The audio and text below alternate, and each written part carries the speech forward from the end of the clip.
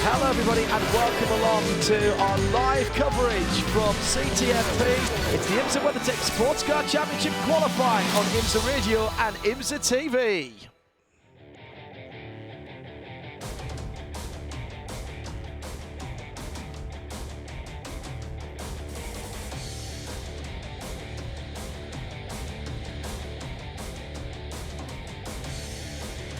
We're at Canadian Tire Motorsport Park.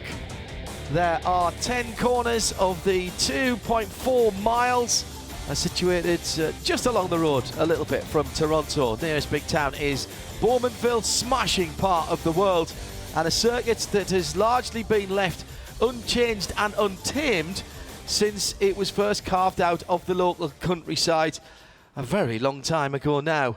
Has held Grand Prix here for both motorcycles and cars, and it remains a challenge to the drivers, and they love it. The lap speeds that we are seeing here this weekend at the front of the field, we've not seen anything like for over a decade.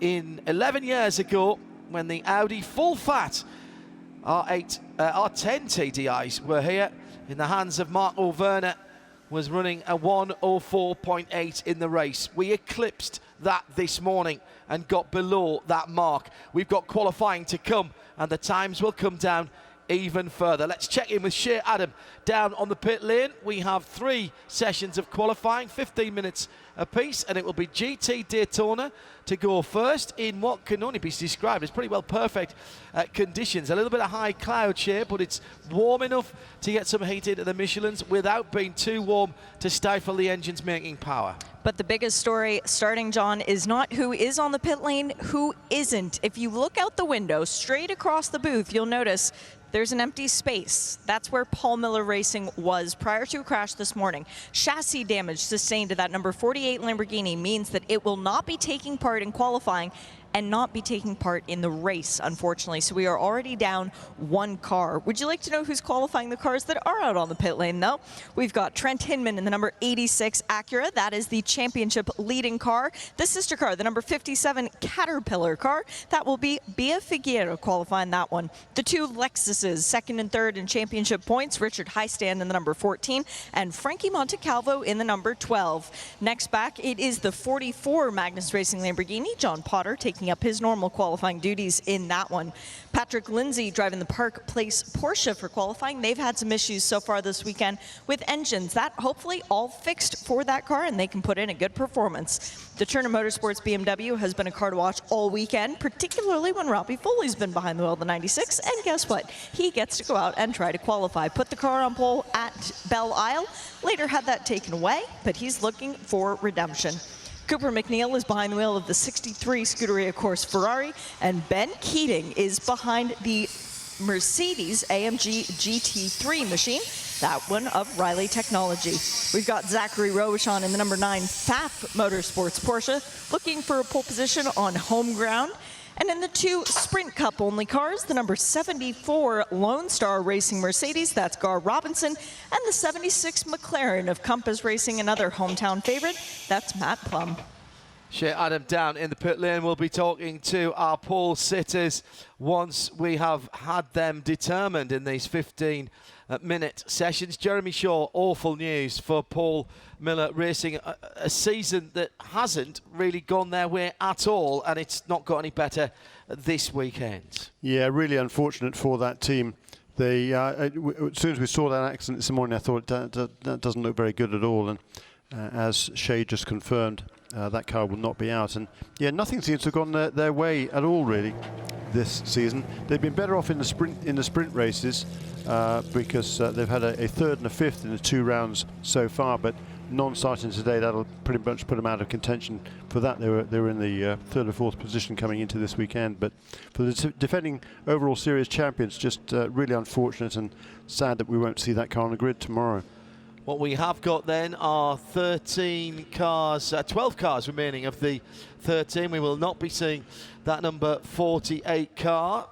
We've also lost from last week. We lost the more speed Audi number 19, also to a big crash in practice last week. Yeah, that didn't even make it up here. That didn't make it up here. And the Starworks Audi pulled out as well because well, that car just really wasn't competitive last week, and I didn't see the point in thrashing around at the back of the field. Yeah, they've been unable to get to grips with that car. The other Audis were competitive, and that, I think, is even worse for them in terms of head scratching.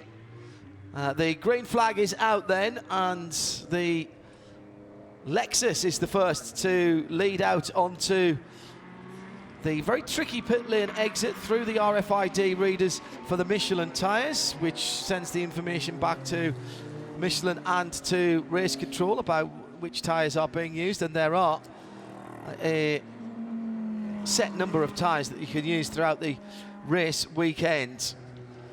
Actually, the Lexus wasn't the first out. It was the two Acuras that sneaked out ahead of them from MSR, locked out the front row this time last week, and then converted that into a win with one of the cars. Can they do it again? This is a similar sort of circuit, Jeremy, as to what we saw last week in terms of it being high speed, flowing, high G-load corners. It's a bit shorter than Watkins Glen, and the surface, thanks to the harsh Canadian winters, isn't perhaps quite as smooth, so the suspension engineers have had to do a little more work this weekend, but in character it is actually very similar to Watkins that we were at last weekend. Yeah, in many ways certainly there are certain similarities. It's fast. It is fast. But this is going to be an interesting qualifying session. I think it's interesting this weekend that the Acuras, they've been competitive, but they certainly haven't been as quick as they were 1 week ago at Watkins Glen. They were very much the class of the field in terms of pace. We haven't seen that yet this week. We'll see how qualifying goes for the two cars. Bea Figueiredo, or Anna Beatrice as she's sometimes known, when she was racing here in the Indy cars and Indy Lights before that some years ago, and then even for the first few races of the season I think she was calling herself Anna Beatrice, but Anna Beatrice Figueiredo is a proper name, and she goes as Bea, and Bea will be qualifying at number 57 Acura this morning. Still, yes. And the qualifying lap record here for this, we better get that one into public record quickly, I think, today. Well, I don't think we've actually got down to lap record times yet in GTD in practice. 16.2 by Robbie Foley this morning. That's been the quickest lap of the weekend so far, I think. The record, though, is a 15.5. Oh, wow. That was set last year by Jack Hawksworth in the Lexus, 1:15.581. Right, well, let's see if we get somewhere near that. The speeds down the back straight, up over 150 miles an hour for these GT Daytona cars, running to the International GT3 specification, with some aero, but not nearly as aero-dependent as their bigger and more developed cousins in the GT Le Mans category, which we'll see later on in this qualifying session. 159, the quickest speed trap figure we've seen for a GTD car. That was actually the BMW of Bill Aubernet in the first practice session, but most of the cars are around about 156 to 158. That's quick enough. Oh yes, that is quick enough in a car that very much has its roots in street cars, albeit exotic street cars. Let's see what the first times are coming. We'll see, I think, guys, just bringing their tyre temperatures up gently on these Michelin tyres. What we have seen is they are very, very durable indeed, not beyond the bounds of possibility that you would fuel the car and leave it out for pretty much the whole 15 minutes. Different teams, different drivers, and indeed different cars requiring slightly different ways of warming the tyres up. You start with what's called a cold temperature pressure, cold pressure. You'll hear the drivers talking about, and the tyre engineer along with the car engineer will work together to set that before the car goes out, and then within a couple of laps hopefully the hot pressure will be where you want it to be to get the optimum contact patch and the optimum grip from the Michelin tyres. Coming to the finish line now, in fact going through, the 73 of Patrick Lindsay, 118 for him, 117 for Trent Hinman in the 86 Acura, winner last time out, 117.5 for Robbie Foley in the Turner BMW, the 96 yellow and blue car. He's coming around to complete another lap just into our sight. We're just on the left-hand side, driver's left-hand side of the final corner, turn 10, riding over the red and white curb and dropping it back across the start-finish line. Foley goes to the top with a 16.8. Now we're starting to get interested. Yeah, absolutely. Trent Hinman there laying down the benchmark with a 17.0, but Robbie Foley a couple of tenths inside that. Quickest through sector 2.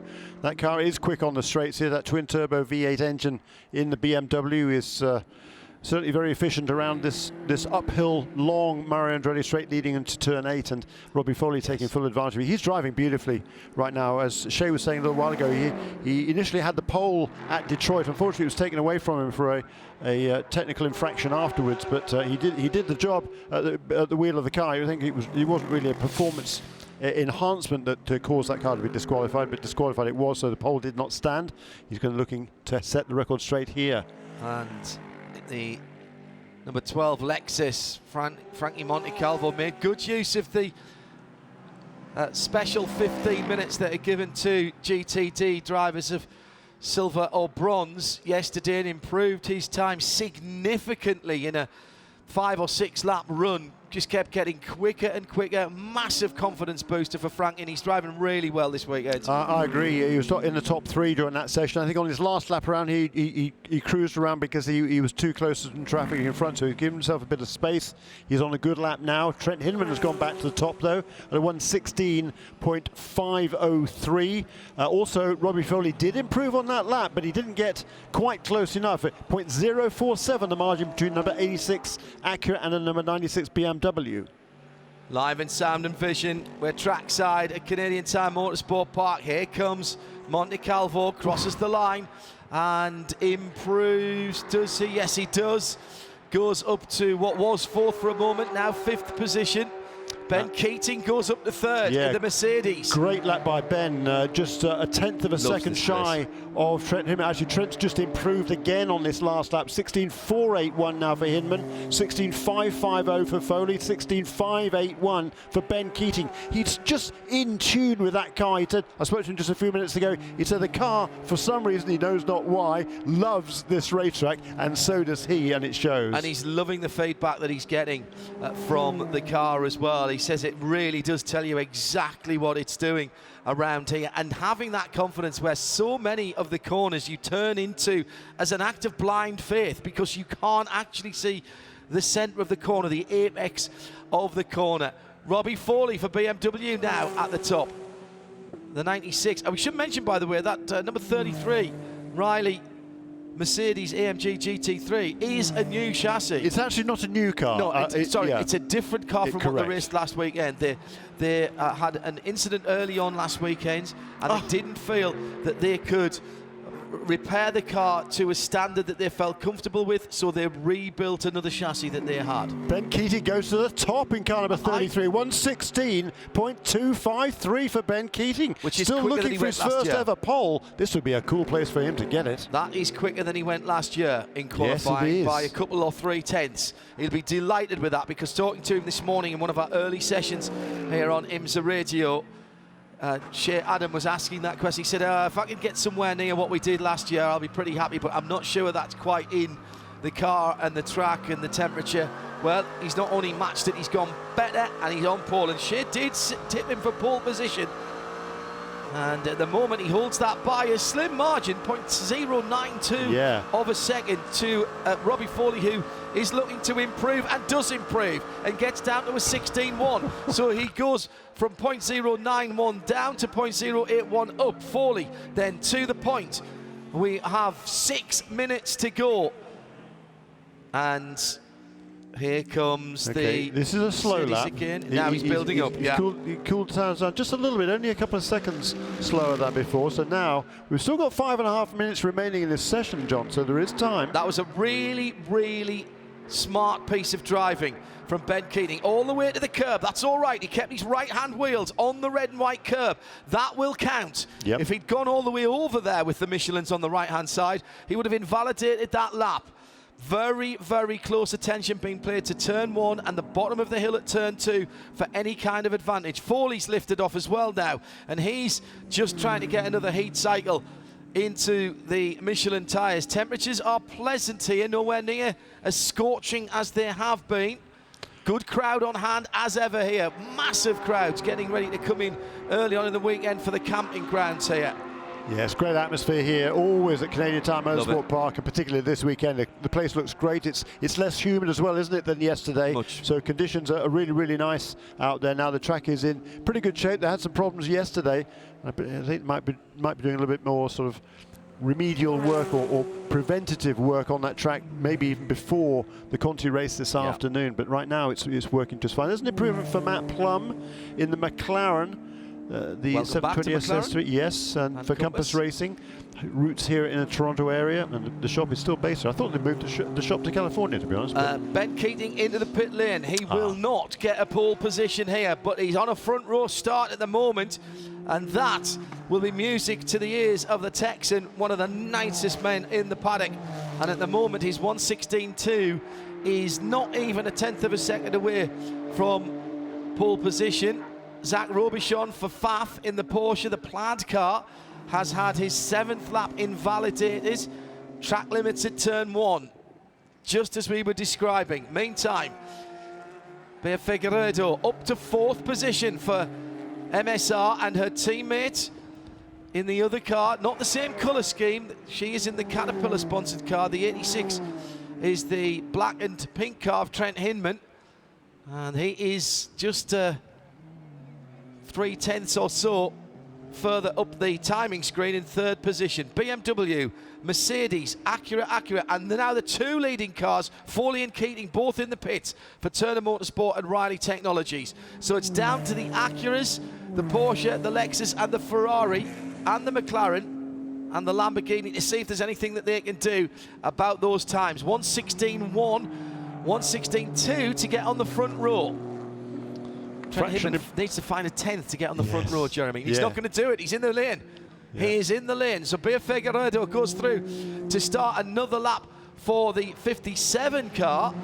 She's got very little experience here. First-time racer at this circuit.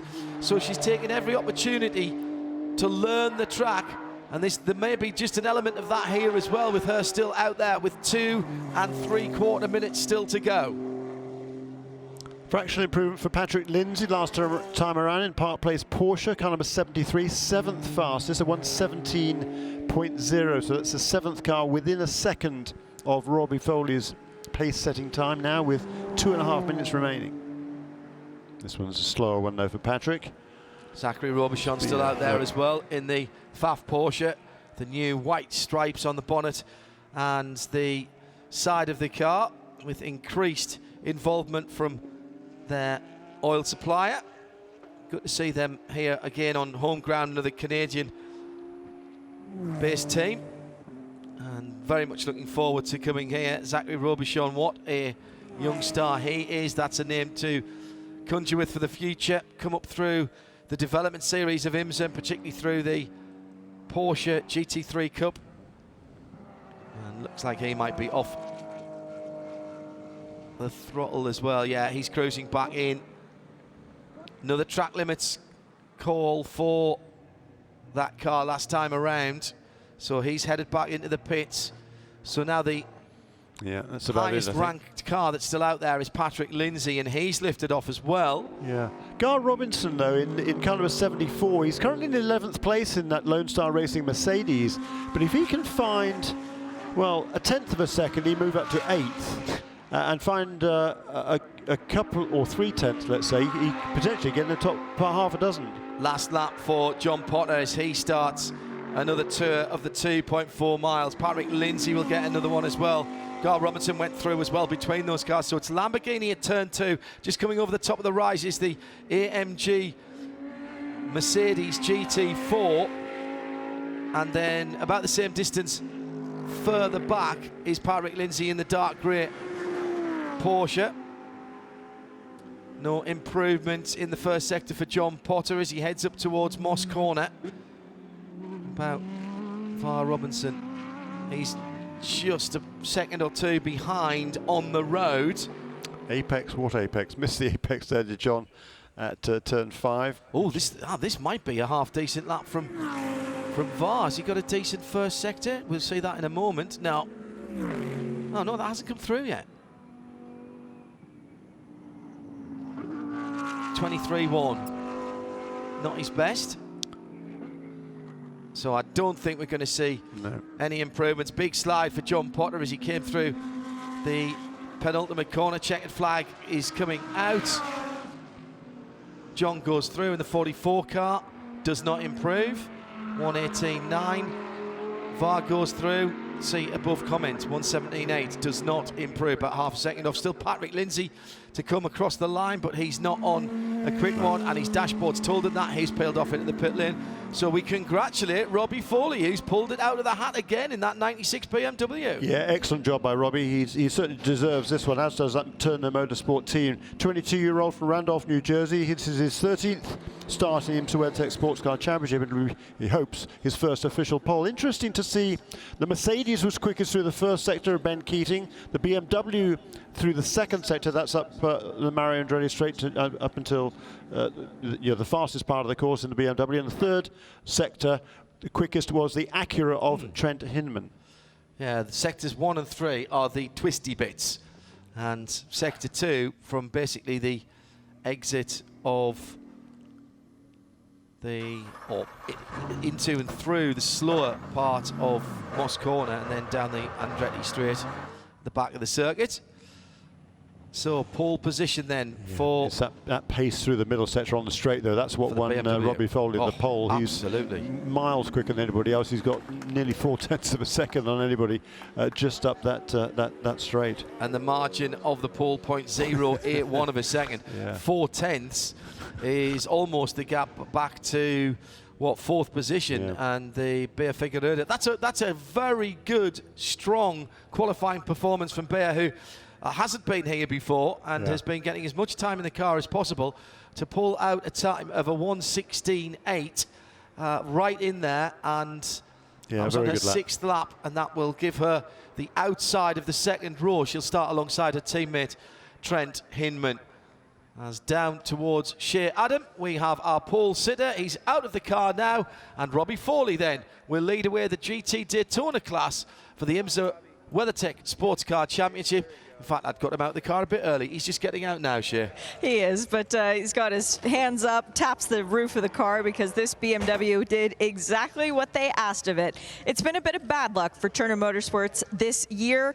They brought crystals, incense, whatever they could find to Watkins Glen, and it worked because they finished on the podium in 2nd place, just behind the lead car. And now Robbie kicking things off here at Canadian Tire Motorsports Park with the pole. Robbie, it takes a lot to get a pole position around here. How hard were you pushing? Yeah, really hard. This one feels good. It's it's a high commitment track here. Probably the highest speeds we do all year. So turn 1, 2, turn 4, you're so committed, especially on a qualifying lap, just to get everything out of the tire.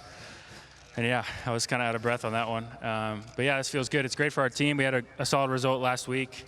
We've had bad luck all year until that point, so let's hope we keep it going. And this one feels good for me. My grandma passed away earlier this week, so it's nice to have some good result in qualifying, and yeah, we'll look to convert tomorrow. Yeah, condolences on that, Robbie. It was a rough race here last year for you guys too, because after going so strongly, wound up DNFing. Does this feel like you're on the path to redemption? Yeah, for sure. Well, it's the best place to start, so we'll just try to keep it at the front and cruise around for a bit. I'll hand it off to Bill, and hopefully, we can convert tomorrow. Do you have one of the crystals in your pocket like Bill did yesterday? I do, yeah. They're working. They're working. I don't know. Good luck, Robbie. Thanks. Appreciate it. Well, listen, the superstitious lot racing teams and drivers, and you'll take whatever you get, whatever works for you. Yeah. If the belief is there, then the belief is there. Then it works. Yeah, they were pulling all sorts of tricks last weekend to try and throw off the curse that seemed to have been following them around. Bad juju. Yeah, exactly right. All sorts of things. That was his second best ever finish for Robbie. Was like that second place finish last time out at Watkins Glen. So stepping in the right direction here. Had the pole provision in Detroit, but didn't last. But I don't think we'll have the same problems here, and I think we can expect to see that number 96 BMW starting from the pole position, the best place to start, particularly when it's quick on the straight. So well, it makes it even more difficult to overtake. The pit stops are always good. So are the stars now properly aligned? Yeah. So whatever you think about it, it's worked because they're on pole position. Bill Oberlin was quick yesterday. Robbie Foley was quick today. That is a strong team in that blue and yellow BMW M6 GT3. Rumour is that when that car is replaced, it will likely be an M4 body shape that will take over, which I have to say is a bit of a shame. I do like the big two-door coupe. It's an elegant car, very purposeful, and has been very successful in GT3.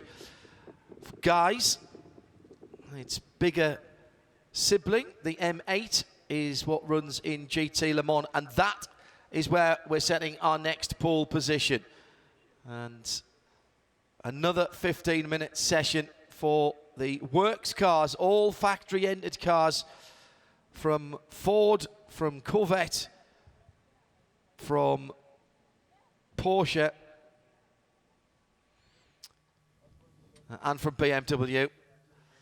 And Shea Adam will give us the qualifiers in just a moment or two's time. She's just working her way back to the pit lane where the cars are. And they will have another 15 minutes to go. Shea, what's it looking like in GT Daytona then? GT Le Mans. It's a very long pit lane. Yes, excuse me. Yeah, so I've just now gotten up to BMW, so I can tell you who's qualifying those two cars. Tom Blomqvist is behind the wheel of the number 25 BMW. He's never been here before, but remember when we talked to John Edwards earlier, neither had Alexander Sims, and his first time here resulted in a win for BMW.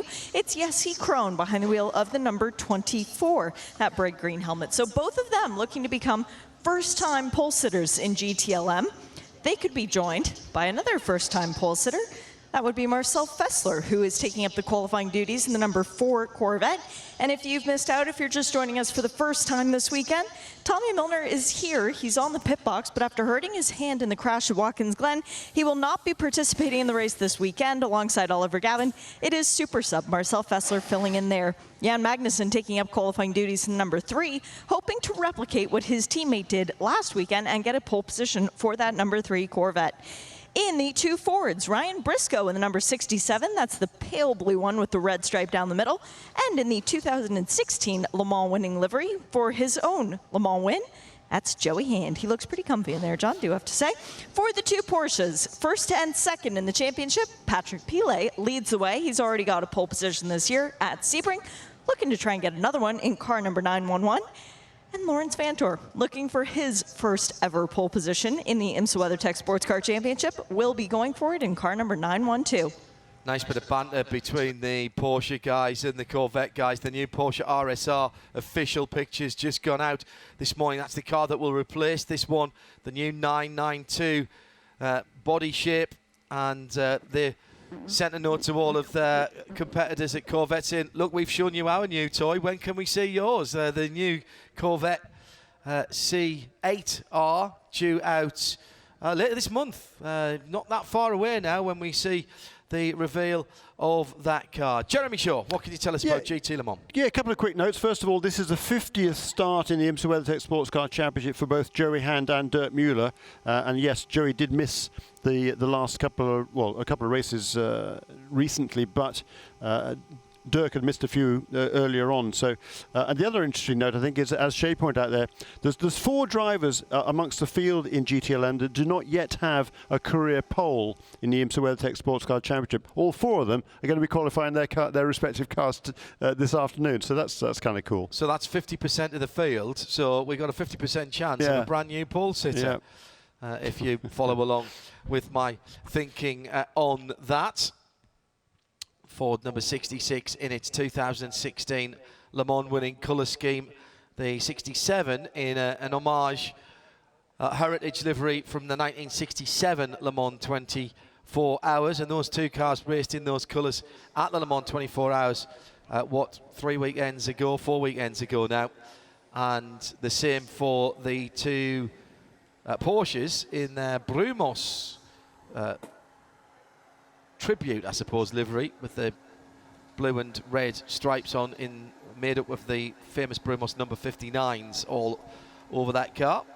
And they raced in that livery as well back in June at the Circuit de la Sarthe in central France, at least, top of the Loire Valley.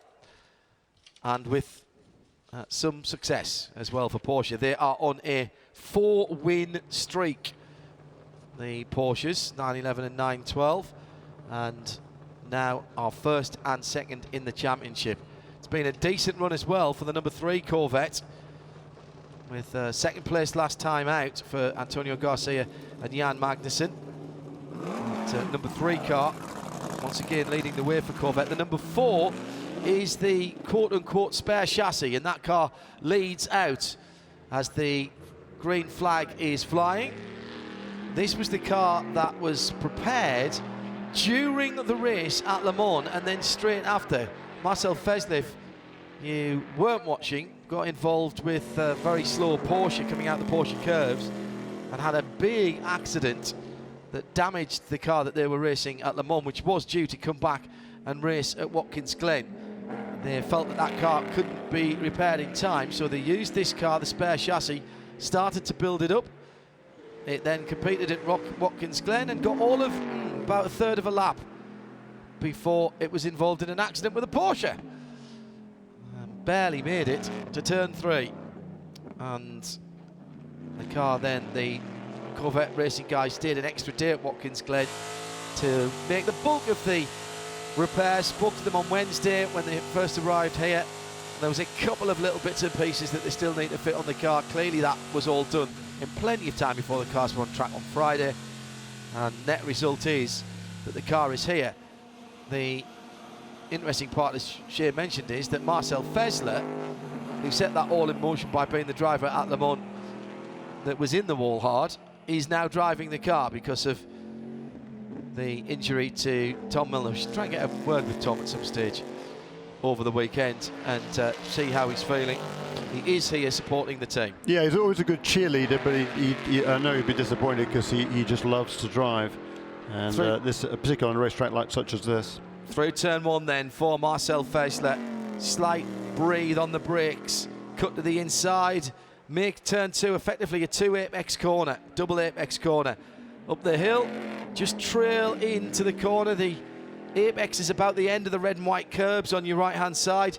Up through the gears. Probably a little lift just as you turn in. Oh, I'm not sure there. That might have been flat there for Vesler. Right rear tyre doing all the hard work there. Now through the slowest part of the circuit. You can lose or gain a lot of time here. Bit of curb hopping from Vesler on his first flying lap. Now onto the long Andretti straight, which isn't a straight. It's got a couple of kinks. It's got a couple of rises as well. It's all basically uphill. It's just some of it is slightly more uphill than it all. If you've ever walked the track here, you'll feel it in your calves by the time you get to turn 8, which is where Vesler is now. Ease the car to the apex again. Very quick turning. Then tuck it in to turn 9. Don't let it run too far out before you square off the corner at turn 10 to try and get a good run to the start-finish line. Using the curb on the exit there is all right. And Vesler goes through then. And his first lap, a 1:16.9. Lap record, Jeremy, here? Is 1 minute 13.517, again set last year by Nick Tandy in the Porsche. The fastest lap of the week so far was Ryan Briscoe in the practice session earlier this morning in the Ford's GT number 67, 1 minute 13.739. He had about a tenth of a second over Jesse Krohn in a BMW car number 24, and then Patrick Pilet was third and Jan Magnussen was fourth in the Corvette. So it's Ford, BMW, Porsche, Corvette, the top 4 in the practice times thus far.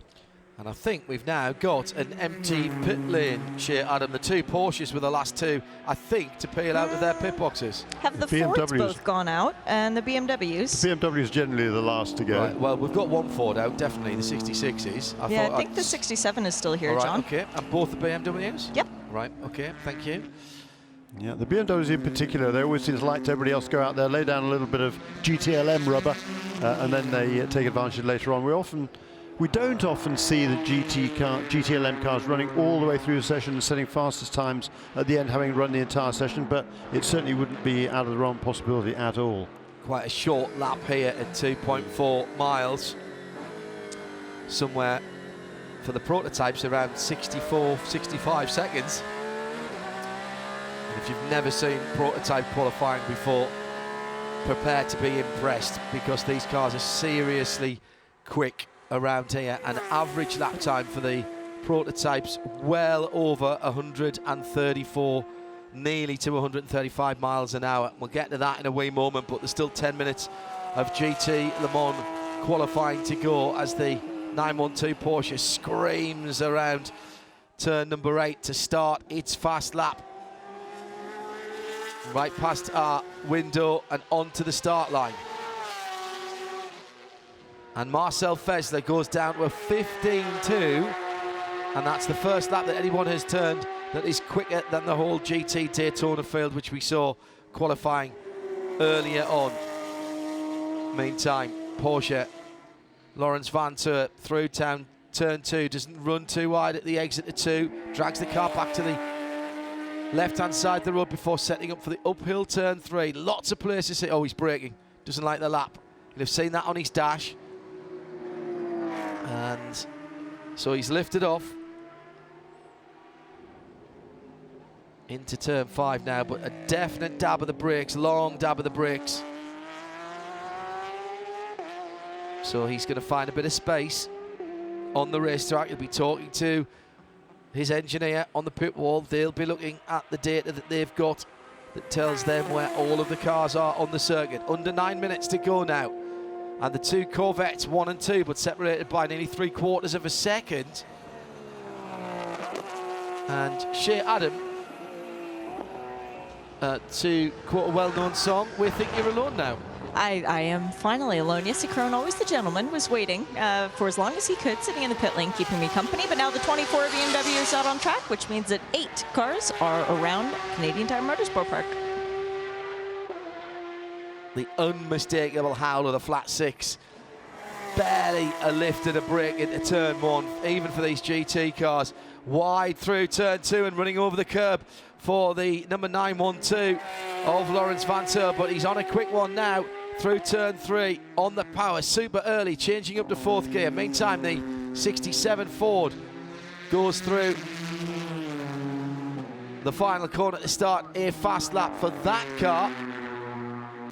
And the 67 has Ryan Briscoe on board. That's quick through turn 1 for a GT car, isn't it? Ford GT up to second, Joey Hand, 1:15.224, splitting the two Corvettes and on a quicker lap. The 66 car, in fact, has the quickest of the cars that have been out so far and posted a time, the quickest first sector time. So both Fords beginning to turn the wick up just a little bit. Yeah, they're taking a few laps, aren't they, to get these Michelin tires really up to temperature here. Taking a little bit longer than I'd anticipated. 15.0, the fastest time so far by Marcel Fessler in car number 4. That's just eclipsed by Lawrence Vantoor down into the 14s now. 14.7, number 912 Porsche. And again, the fastest time this morning was a 13.7, so a full second quicker than that. Just putting into things in perspective, the last time the Formula 1 cars raced around here, by the way, was in 1977, so a long time ago now. Mario Andretti was on the pole, and also got the fastest race lap that year. The fastest race lap was a 1:13.299. Track surface was about the same. The fences were very different back in those days, though. You had the bridge, didn't you, going down towards turn 4. Very daunting sight, that, as the bridge abutments were right up towards the side of the track. Well, we're on turn 2, there was no runoff either, was there? 14.4 now is the new best time, and that has just been put in by Patrick Peele, the number 911 Porsche. So it's Porsche, Corvette, Ford, Porsche, Corvette, Ford. BMW still getting up to pace at the moment with Jesse Krohn, the last man to start his first flying lap, if that makes sense. Does mean he'll have some tyres left at the end when the track maybe will be at its best, question mark. Through turn 5, Moss Corner for Jan Magnussen, his 151st start for Corvette Racing. Yep, and his 60th start, 59th start actually in the IMSA WeatherTech SportsCar Championship. Lawrence Vantoor to the top of the 1:14.1. Ryan Briscoe is on a good lap in car number 67. Joey Hand second place in number 66 car. Ryan Briscoe coming up toward us now. There he goes. There he goes. Oh, looked to be a bit slow out the final corner, as he's still going to get a decent time. Not bad. Yeah, a 13.983. So the first one into the 13s. That's Ryan Briscoe. It didn't look particularly quick, didn't it? It is deceptive, that Ford GT, isn't it? Particularly with that low engine note. That's a good point on that V6 turbo. Yeah, it covers the ground, doesn't it? Yeah, it really does. A little bit of a flick of the rear end of the Corvette that goes over the top of the skyline at 2 and dives into that compression. Tom Blomqvist on a really good lap in car number 25, the BMW. He goes personal best in, well, he's going to be, because it's only his first flying lap, really. He was purple briefly in sector 2, and he now goes to the top, does Tom Blomqvist, a 1:13.548 in the number 25 BMW. It's not going to last. His teammate's going to pit him, Jeremy. Here comes the other BMW and goes to the top. That's the 24 car. Yep. Jesse Krohn, 13 flat. Yeah. Now that's that is really throwing overhand. Yeah. That is big stuff there. I can't see anybody matching that. I mean, that's a full half a second quicker than the lap record. It's 7/10 quicker than anybody even went this way. A big slide there for Jesse Krohn. He was trying to match it, I think. Nope. Yeah, that was turn 3. That's a big Lefty's slide. turning a tiny bit too late. Heck of a lap by 13 flat for a GT car, Jeremy. Yeah, that's absolutely flying. Yeah. That is extraordinary for the team. Rahal Letterman, Lanigan, BMW drivers, first and second. He'd already been very wide at turn 2. He was very close there to the track limits. Yeah. Okay, that was on the same laps. Okay, so he'll get away with that one. And now a spin for the other car, Tom Blomqvist, who was on a decent lap there. Yeah, he'd gone purple in sector 1. Had Tom. It was. Don't forget if he causes a red flag, he will lose that fast lap. And did a really good job there. He lost it going through turn 9, the left-hander before the final corner. We're on board, watching on board here, just trying to carry too much speed. The rear end steps around and did a really good, got on brakes initially, then got off the brakes to ensure the car didn't back into the wall on the left-hand side of the racetrack there, and just kind of steered the car back into the middle of the track and then around and got going again. So good driving there by Tom Blomqvist. I always wonder if he'll do one more lap just to make sure he hasn't squared off the Michelins. Jesse Krohn has said thank you very much indeed. He brings that car into pit lane. He's only completed 3 laps. That is a very, very impressive. Boy, the BMW team, they were keeping their powder dry, weren't they, up until qualifying? Never saw a glimpse of that. Out, pull, back in. Yeah, and brilliant. Now Jesse Krohn has to be a bit careful because he's got a Ford on a fast lap, and he saw it. He got out the way, put the brake lights on very early so that the Ford driver, Ryan Briscoe, in the 67 car, that very light blue and orange Ford GT, the new Ford GT Mark II announced yesterday. A track day only car, 45 will be built, 700 horsepower. And Briscoe has lifted off, so those two are touring back to the pits as well. Did you just say the improvements there for Lawrence Vantour and Joey Hand? Did you just say that? I did not know, but I was about to look at the Porsche times. But down in 5th and 6th positions, 1:14.0 for Lawrence Vantour in the Porsche, 1:14.1 for Joey Hand in the Ford GT. Porsche looking very, very poised over the top of the hill. Not so much in turn 2. After a big slide, takes him off the track at the exit of turn 2. Actually, that was a pretty good save. That would have been easy to panic, try and do too much with the car and spin it. Yeah, it would have been a problem in the old days. Yeah, that would have been on the grass. That's Ollie Gavin go off there, warm up on you. Yeah, remember Ollie going straight. Ryan Briscoe's on a personal best in sector 1 in the number 67 Ford GT. He's got 2.5 tenths of a second he needs to find around the lap if he's going to knock the BMW, one of the BMWs, off the front row. Vantour thinks there's another lap in this Porsche. He's just gone across the line down to turn 1. And I didn't see the brake lights come on. That's extraordinary. All the way to the track edge. That was right on the ragged edge. Down through 2 now. Goes wide in the middle of the corner, but it seems to work for the Porsches. They don't pinch the back for the second apex. Now into turn 3. Comes in maybe a tad early and then rides the rim on the exit well before the red and white curve. He was right to the white line in the grass over the top of the brow at 4. That car looks so well balanced through there. Braking hard up the hill, takes the inside curb at Moss Corner, rides across the left-hand curb and squares up the exit. What's his times like? Meh. Yeah. He's not going to be challenging the front row. Ryan Briscoe did improve on that lap, despite the fact he didn't go any quicker in either the second or the third sectors. But overall, it was a fractional improvement. 1:13.804 now for Ryan Briscoe in third place. Checkered flag is out. 2 BMWs at the top of the timing monitor. And Lawrence Vantour isn't going to complete this lap. He obviously saw on his dashboard that there wasn't much points. Ryan Briscoe's lifted off. BMW, Ford, Porsche, Ford, Chevrolet, Corvette. We have not seen these bigger gaps in GT Le Mans for quite a long time, Jeremy, in qualifying. We have not. 7/10 between Paul and the Ford GT. Now, all right, he's got his teammate in there. I think that was an exceptional lap by Jesse Krohn there. Tom Blomqvist doing a good job as well with a 13.5. So he's the better part of 0.3 of a second away from the Ford. But 0.4 between the two BMWs, that's the Krohn effect right there. Brilliant. The 28-year-old from Nurmijärvi in Finland. This is his first ever pole position in this championship. He had the fastest lap before, but not a pole position. So there's another one chalked off the list. There's now only, of the drivers in the field this weekend, there's only Marcel Festler, Tom Blomqvist, who tried awfully hard here, and Lawrence Vantour yet to win a pole.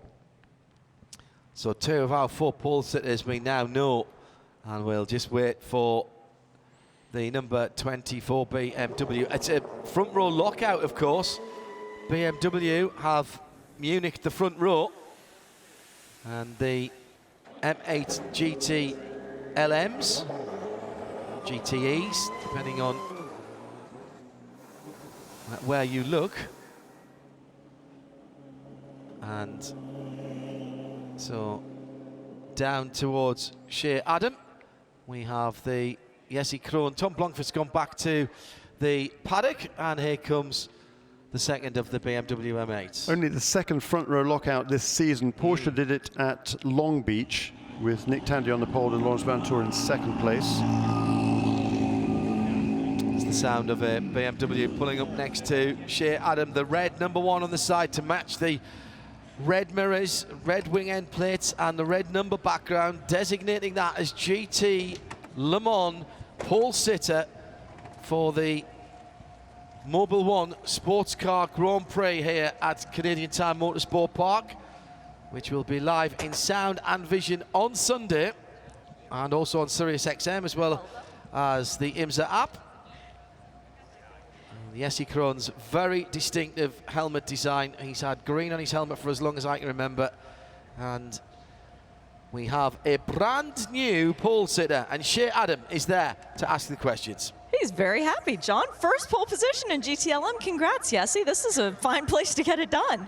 Yeah, finally. It's waited this for a long time.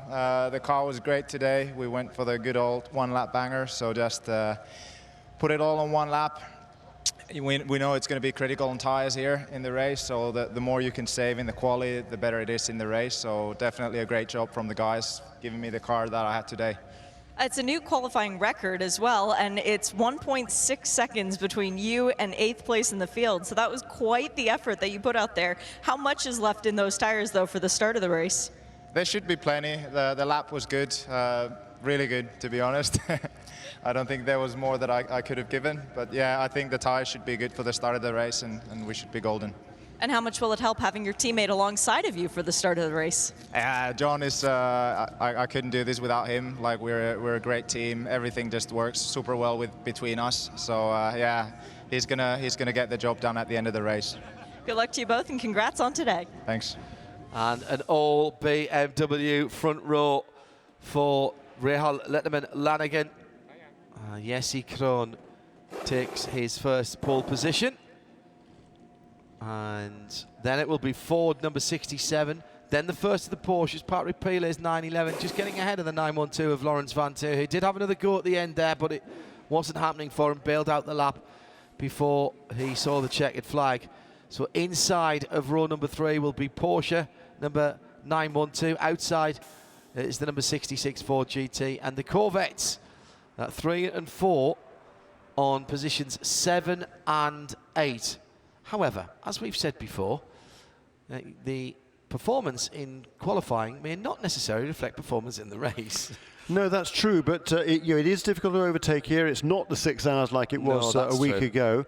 And I'm certainly surprised that we didn't find more pace, well, particularly from Jan Magnussen, who's got plenty of experience around here. Anywhere near where they'd been running earlier on today. No, that's what I was just 14.2 and a 14.7 for the Corvettes. You know, his best yesterday, actually it was this morning, was a 14.0 for Jan Magnussen. Yeah.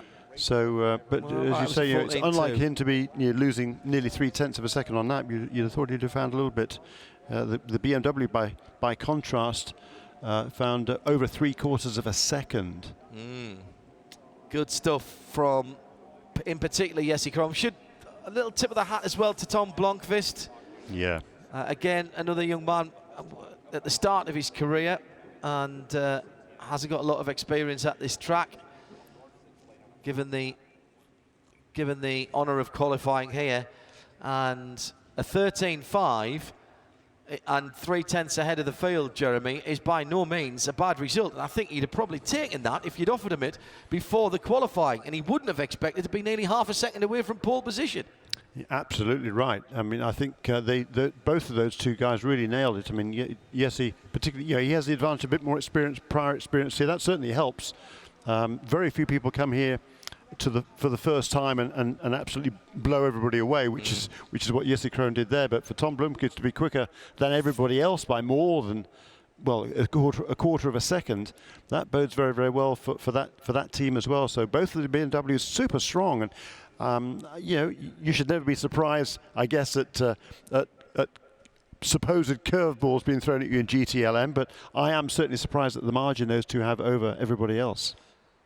Good job by everybody on the team there. They've clearly given those two drivers a good car as well. Well, if you thought that was intense, hold my coffee, because we are now getting into the realms of super fast cars. It was 11 years ago that the race and qualifying lap records were set by Audi, by Marco Werner in the race, and by Dindo Capello in qualifying. A 14 flat, 1 minute 14 flat in qualifying, and a 14, what was the race lap record for Marco? 5.8. 14.58. No, a 1 minute 5.8. Yeah, 1 minute 4, 1 minute 4, yeah, and a 1 minute 5.8 in the race. 1 minute 5.8 in the race. Yeah. That was with probably 700 plus 800 horsepower in those Audis in those days, the full fat cars, with bigger tyres, with more downforce, and with a huge budget as well, of course, with those Audi R10 TDIs. We are going to be close to that today. I don't think the qualifying record will go, but I think we will get close to that race record. And that will be an extraordinary achievement for the current crop of DPI cars to be able to say that we are back where we were 11 years ago. We've not seen anything like that since the departure of Audi and Porsche from the then American Le Mans series here. Those P2 cars were awfully quick as well, the little lighter weight cars around here, very aerodynamically efficient. But now we are getting back to those times, and anybody that thinks that DPI is a poor relation of sports cars or not a proper prototype, watch the next 15 minutes. Shea, who have we got qualifying? Stand back, John, because you might actually need to take a seat during this. For Juncos Racing in the number 50, Will Owen. First time to the track, driving was yesterday. Before he even went out on the track, he went on the Symmetric Simulator to try and learn his way around here. Well, he has picked up on it very quickly. In JDC Miller Motorsport, I didn't see who was in the 85, but in the 84, it is Simon Trummer. For the Mazda camp, it is the 77, Tristan Nunez, and the 55, Jonathan Bomarito, race winner last time out.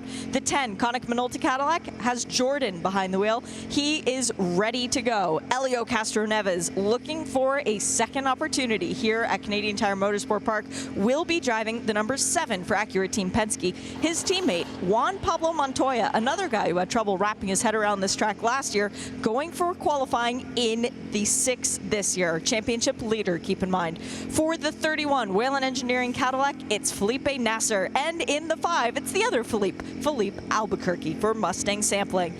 And the last car that I saved, the Core Autosport Nissan DPI that's been so fast this weekend, it's Colin. Keep your eyes on those cars. Colin Brown then has been the quick guy. This is really interesting.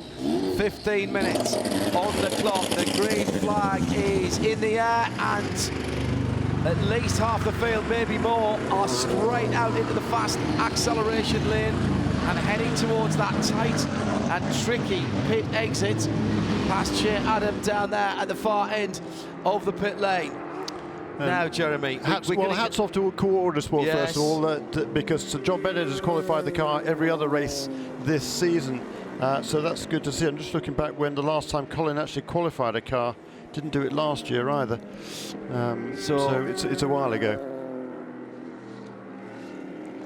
He got 3 poles last year, but then they switched the cars and started from the back, didn't they? Oh, well, that's true, yeah. Here being one of them, and I think it was Road America and Watkins Glen, because he did a back-to-back Watkins Glen. Good point. Shea reminded me, in fairness. I don't carry that around in my head. I hear little voices in my head telling me things. It's normally Shea.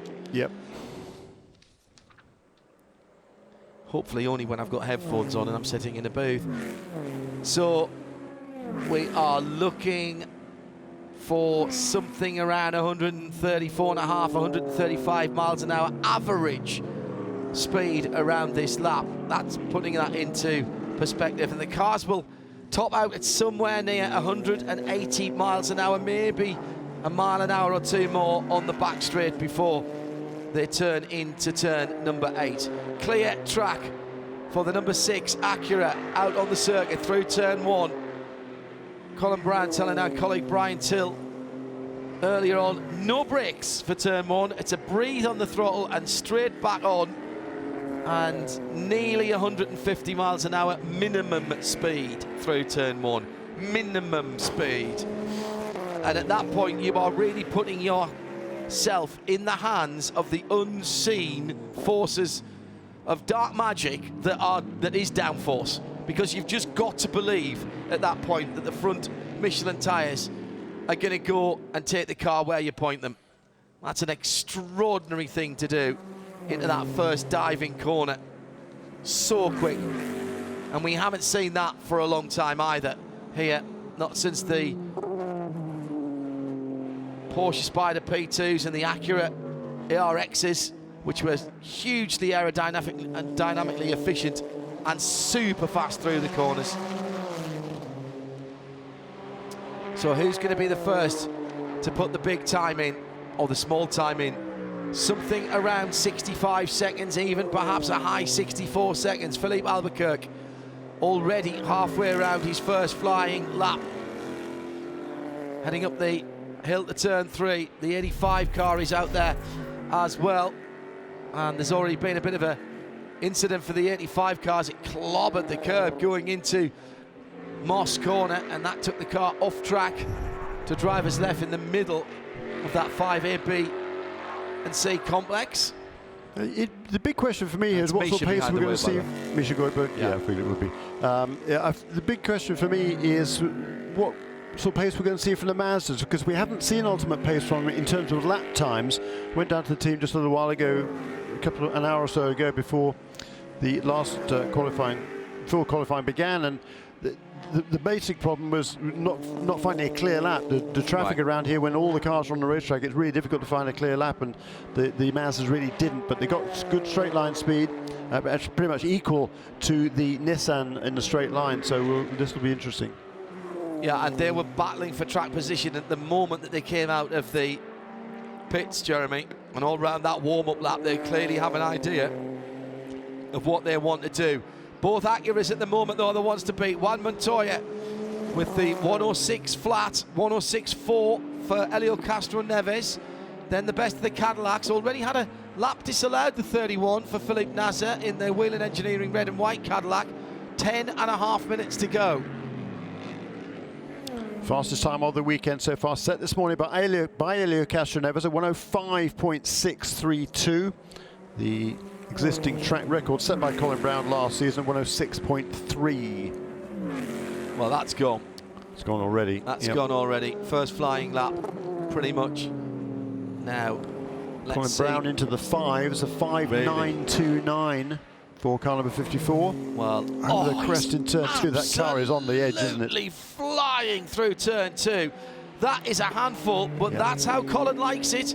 On the nose of the car. Around. The car is bumping around and almost getting off the ground on the bumps here. Colin's just letting him do Neves, that. a 105.526. 5.26. Right, okay.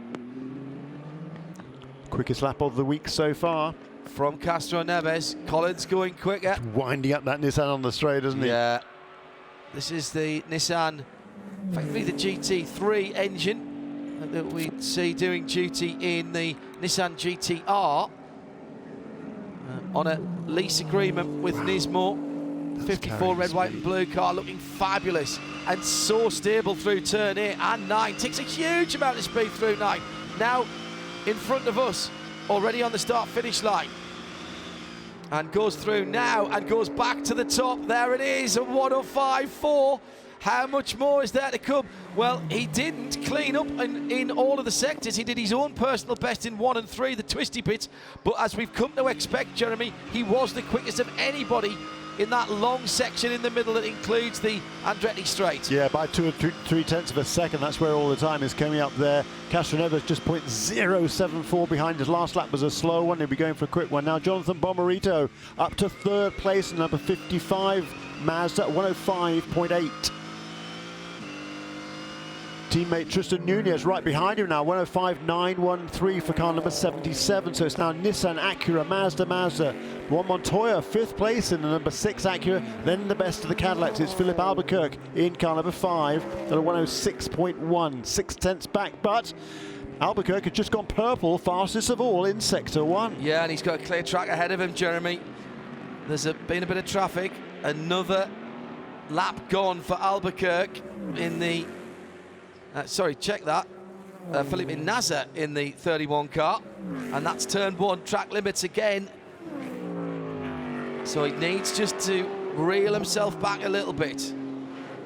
Number 7, coming towards the end of the lap for Helio Castro Neves.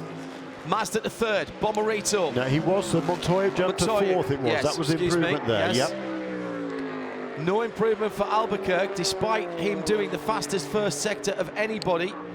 Wow, no, by 0.007. Castro Neves is on a quick best. one here, Jeremy. Very quick one indeed. He was super smooth through 1 and 2 now. Let's see what his first sector time is. See if that represents that. Yeah, look, the Cadillacs are really, really good through the twisty bits here. It's just on the straights they're losing out, and that's been a common factor this season. 18.9 from Brown and 18.9 from Helio. Those are decent times. Bomarito 5.7 that time.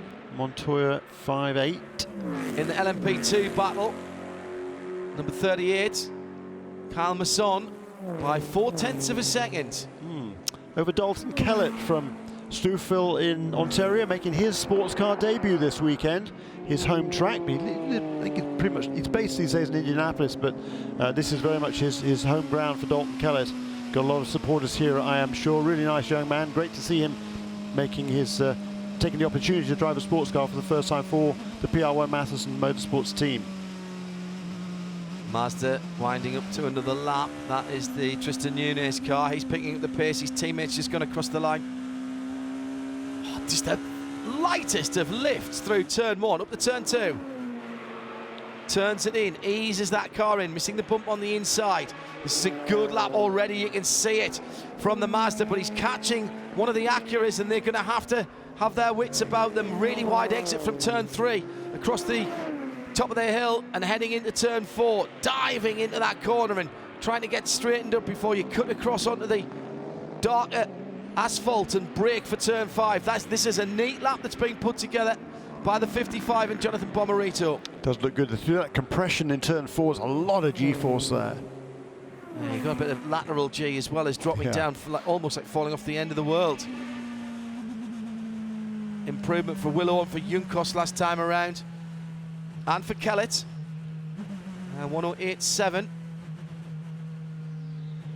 55 Mazda is out of it, coming round to the end of the lap. Again, 5 minutes to go, built up towards the final corner to get a good run on the start-finish straight using the curb on the exit. Let's have a listen into turn 1. Meantime, the number 5 of Philippe Albuquerque, 7th position for the Mustang sampling Cadillac. And that is not riding the bumps too well either, Jeremy. It doesn't look as stable a platform as the Acura's. I mean, Colin Brown is driving the wheels off that Nissan. It doesn't look a comfortable ride. I don't think he could do those kind of laps lap after lap. Well, probably Colin could, actually, because he's an extraordinary talent. But the Acura looks by far the most balanced car. Yeah, I think the Cadillacs look good as well, don't they? But they don't have the ultimate pace, and they're losing all that speed, the lap time on the straights. But other than that, the Cadillacs are really, really competitive. Just don't handle quite so well on the straights. Something like that. Yes, but what's interesting to me is we're not seeing any improvements at the moment, and this track, as fast as it is, it's quite abrasive on the tyres. The tyres don't last as long here as they do some other tracks. 3 Cadillacs have already headed back to the pit lane. Philippe Nazarin, the number 31. Yeah. Whelen Engineering, Philippe Albuquerque in the Mustang sampling number 5.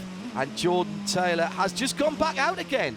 Now that's interesting. He was in the pit lane. You're not allowed to touch the cars. Mazda 77 in, Tristan Nunez with just under 4 minutes to go. Colin Brown's on another quick one up at Moss Corner, slithering that number 54 Core Autosport car through the middle part of the corner. So is Helio Castroneves. He's just gone blue. That's personal best in Sector 1. He's only 0.074 of a second to find less. Oh, than a tenth of a second. That is Helio. He's lost it at turn 5. We saw him do that last year as well at that corner. I think he's lost the engine there as well. He's trying to restart as his teammate goes through. And all of those cars that have just gone through will, of course, not been able to improve. Rides across the grass and heads up. He might get one more lap if he hasn't put too much grass in the radiators. Yeah, or damage the tyres with the spin. Yeah, with the spin and going sideways and backwards and everywhere but forwards. That was a shame because he had a good one going there. Yes, one of the few to make an improvement in the closing stage of the session. There's still 3 minutes to go. There's plenty of time on the clock. Interesting, in the Cadillac, of the Cadillacs, the best of is 0.628 behind Colin Brown, but Felipe Nasr in car number 31 and his teammate car number 5, Philippe Albuquerque, those two separated by, well, 0.050, so half a tenth of a second. Jordan Taylor, he's only a tenth of a second behind as well. And then the 2 JDC cars, Simon Trummer, he's about 3/10 behind Jordan Taylor, and about a second clear of about 3/10 clear of Misha Goikberg. Cal Masson on another quick lap in the provisional pole, sitting number 38 Orica in P2. Now he's still out there. Helio Castroneves is not giving this up, but his first sector's not great. I wonder if he's just cleaning his tyres off and making sure everything's okay. That was an improvement for Kyle Masson, 108.211. Now he's got half a second over Dalton Kellett in car number 52. Now let's see, does the Acura pull into the pits? I think it might, it does. That's Castroneves coming in to join his teammate Juan Montoya, so no better than a front row start for Castroneves. Is there anyone out there? Jordan Taylor went back out there. He's gone through turn 1, exceptionally quick through turn 1. The Cadillacs are good there. They must be wearing a little more downforce. And through 2. My goodness, that does look good through there. Doesn't quite ride the bumps as nicely as the Acura going up through 3, but he's got good momentum up the hill there. Car doesn't look too twitchy. That might be a good race car, Jeremy Shaw. Yes, definitely a better race car than qualifying car. Yeah. Completely agree with you, John. And just again, look at the split times. He's losing through the middle sector here. Albuquerque is losing, well, almost exactly 0.6 of a second, and he's 0.678 off the best time. So Jordan Taylor, last Cadillac standing pretty much. Will Owen still out, and having just improved last time around, actually, I think. Now, Jordan's bailed out of this one. Wasn't going to improve. So the Konica Minolta DPI VR racing car heads back into the pit lane. Will Owen shaved another few fractions off his best time in the Junkers car number 50, the Cadillac. He's also now brought that car onto pit lane. And Will Owen, by the way, sharing this weekend with Victor Franzoni again. That car was, that second drive was still to be nominated when we got here, but Victor Franzoni got the nod. His first, well, actually for both of these two, their first ever visit to Canadian Tire Motorsport Park. Checkered flag is out. We can confirm it is a pole position for Core Autosport for Nissan. They have beaten the combined might of Acura, Mazda and Cadillac. And in there as well, some of the big names of sports car racing. Acura Team Penske, Mazda Team Yost, and we've got Wayne Taylor Racing in there as well. Well, that is very, very impressive indeed. And that, I have to tell you, as much as we were talking about Jesse Krohn making the difference in the GT Le Mans qualifying session, that's Colin Brown. That is the Colin Brown difference that we've just seen there. A smaller margin, Jeremy, 0.074 of a second, but Colin pretty much picked that car up and threw it at the corners around there. I'm not sure there's another driver in the paddock who could have done that with that car. Yeah, no argument there. Brilliant effort by Colin. He was really grabbed that car by the scruff of the neck and extracted every ounce of potential from it. Tremendous job. He was the pole. He was the qualifying lap record holder here for the IMSA WeatherTech SportsCar Championship, and he's clipped a goodly margin off of that time to set the new benchmark there at 105.452. So that's about over 0.8 of a second faster than 1 year ago. And again, I'm going to say this while Colin gets out. That is at race lap record pace for Marco Werner in an Audi R10 TDI from 11 years ago, back in 2008. The very pinnacle of those LMP1 cars. That's how quick these DPIs are. That's how competitive this championship is again. Becomes the most, that's more poles than anybody else here in IMSA competition for now Colin Brown. He was tied on 3 with Dirk Mueller and Oliver Gavin. Well, and for Colin Brown means pole number 9. Congratulations on that. That was quite the lap out there. You had the lap record from last year in the pole position. You just blew that out of the water and took it back. Fastest car around Canadian Tire Motorsport Park since Marco Werner in a Audi R10 11 years ago. How's that feel? It's pretty cool. It's you know, a special day when you can be on the pole in one of these races. These guys have been working super hard at Core Autosport and definitely been in a bit of a bad luck streak lately. So hopefully this helps get us kicked off and going the right way. You know, I love this track up here. I love the fans that come out and support this event. And, you know, it's fun. These Michelin tires have a lot of grip. Obviously, last year we were fast on the Continental, but the Michelins, you know, have notched up a level this year. So, you know, that kind of lap time around this track's pretty incredible. Where were you flat this year where you had to breathe last year? Yeah, just closer to flat, I would say. You know, it's crazy though. The lap's just as hard as it was last year. You're just, you know, a chunk quicker. So a lot of fun. Really proud of these guys. Have done a great job, like I said, and I think we have good race pace. Honestly, we kind of made a last-minute decision to try to have me qualify. You know, we had good speed in practice, so we thought we'd give it a whirl, and happy we could qualify this well with our race car. Now, the car looked like it was moving around a little bit out there. Was there more time in this thing? I don't know. I did agree, you know, kind of a, you know, okay lap. Then I went for a greedy lap, and that stuck pretty good. And so I was like, oh, I should have went for an even greedier lap. But yeah, it was good. I was proud of that lap. Certainly, you know, on the edge in a few places, over some exit curbs that I didn't like to be over. But you got to do what you got to do. Congrats, Colin. Thank you. Appreciate it. A lot of big names behind Colin Brown, and he's done a cracking job there, Jeremy. Yeah, it's going to be interesting to see whether the team elects to actually start him from the pole position or do what they did several times last year, get Colin to get the glory on pole day and then start from do a change of starting driver. John Bennett would drive the opening stint and then start at the back. You know, I would have thought here that the best move would be to run out front. If you can stay there, hand over the car to John in the lead. He can do his middle stint of the race and then keep it on the lead lap and see what Colin can do at the end. Yeah. We shall see. Kyle Masson on pole position in the LMP2 category. Congratulations to him and to Jesse Krohn for BMW. GT Le Mans pole sitter, GTD, Robbie Pauley, so 2 BMWs on pole positions in the GT category. Jeremy Shaw and Shea Adam were alongside me. John Hindhaugh, and we'll have the whole race live for you in sound and vision on Sunday. The Mobil 1 SportsCar Grand Prix live here from Canadian Tire Motorsport Park.